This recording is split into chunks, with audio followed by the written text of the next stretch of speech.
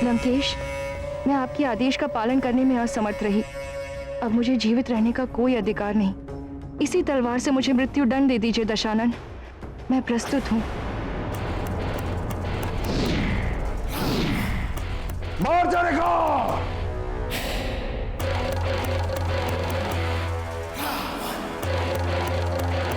हनुमान को विकारग्रस्त नहीं कर सकी।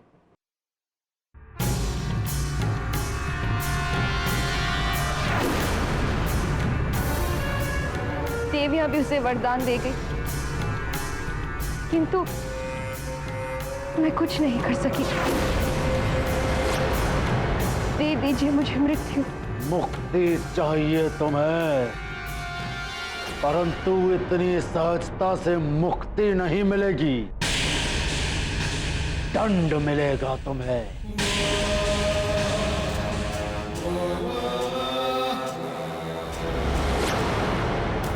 और तुम्हारा दंड यह है कि उस वानर बालक हनुमान को तुम ऐसा उलझाओ कि वो बाहरी दुनिया को भूल तुम्हें अर्थात अपनी मां के संसार में ही उलझा रहे। ऐसा ही होगा लंकेश। ध्यान रहे मार्जरिका, इस बार जो मैं काम करने जा रहा हूं उसमें कोई बाधा नहीं पड़नी चाहिए। जैसी आपकी आज्ञा लंकेश। आज्ञा नहीं, चेतावनी है ये। और यदि तुम इस कार्य में असफल हुई तो मृत्यु से भी भयानक दंड दूंगा मैं तुम्हें।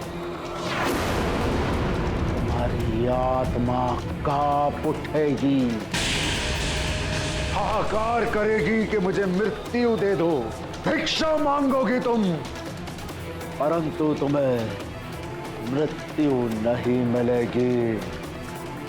इस बार कोई विफलता नहीं होगी लंकेश, ये वचन है मेरा।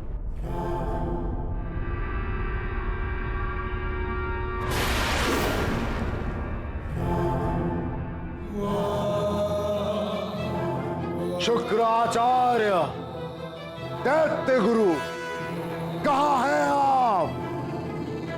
कहाँ हैं आप?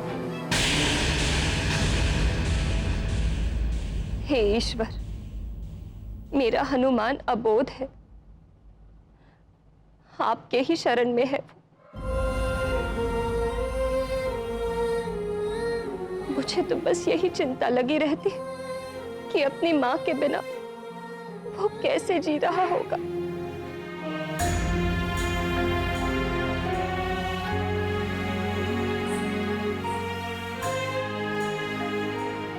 अंजना,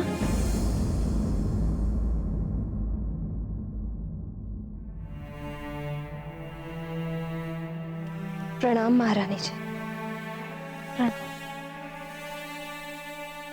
ऐसे कब तक अश्रु बहाती रहोगी? जीवन समय के साथ चलता रहता है।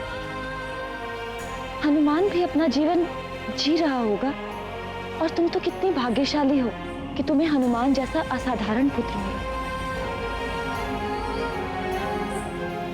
किंतु महारानी जी, मेरे लिए सबसे बड़े दुर्भाग्य की बात है कि ऐसा पुत्र पाकर भी मुझे इतनी नन्ही सी अवस्था में उसे छोड़कर आना पड़ा। अंजना, तुम्हारे मन की पीड़ा मैं समझ सकती हूँ।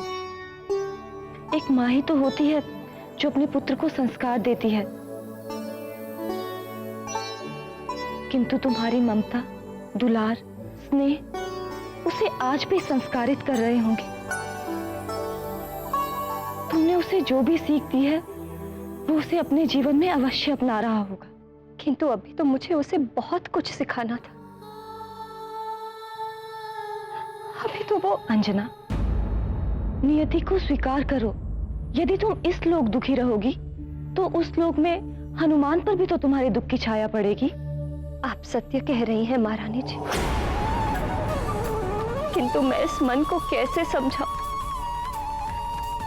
अपने पुत्र के साथ बिताया हुआ एक एक पल आज भी मेरे नेत्रों के समक्ष जीवंत है।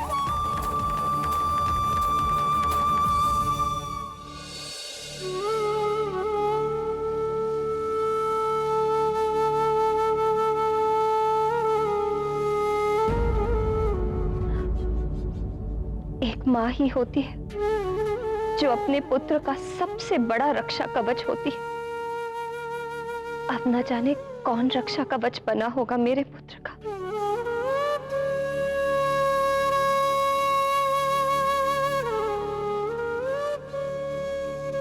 हे ईश्वर, मेरा पुत्र जिसके भी संरक्षण में हो, वो उसे अच्छाई के मार्ग पर चलने के लिए ही प्रेरित करे।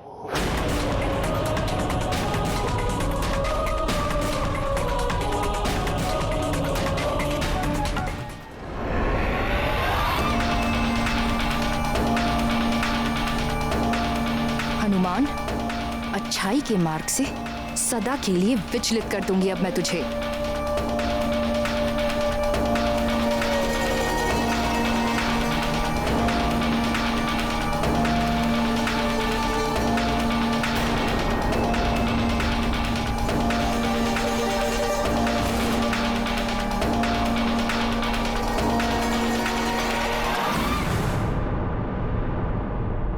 माँ, आप और ये गधा? हाँ, ये गदा मैं तुम्हारे लिए ही तो लाई हूँ। तुम्हें बहुत शोभा देती है ये गदा। माँ, मैं तो मेरे खिलौनों से। मैं चाहती हूँ कि तुम सबसे बलवान योद्धा बनो, और उसके लिए आवश्यक है कि तुम प्रतिदिन युद्ध अभ्यास करो। जितना अधिक अभ्यास करोगे उतने बलवान योद्धा बनोगे। अब तुम्हें बलि से महाबली बनना है कि नहीं? मुझे महाबली बनना है। अब लाइए गदा।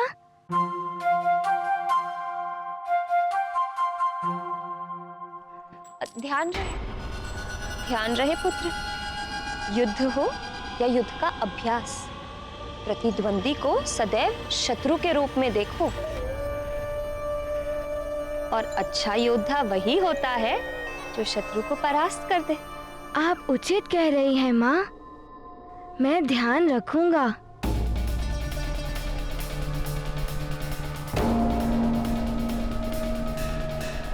प्रणाम।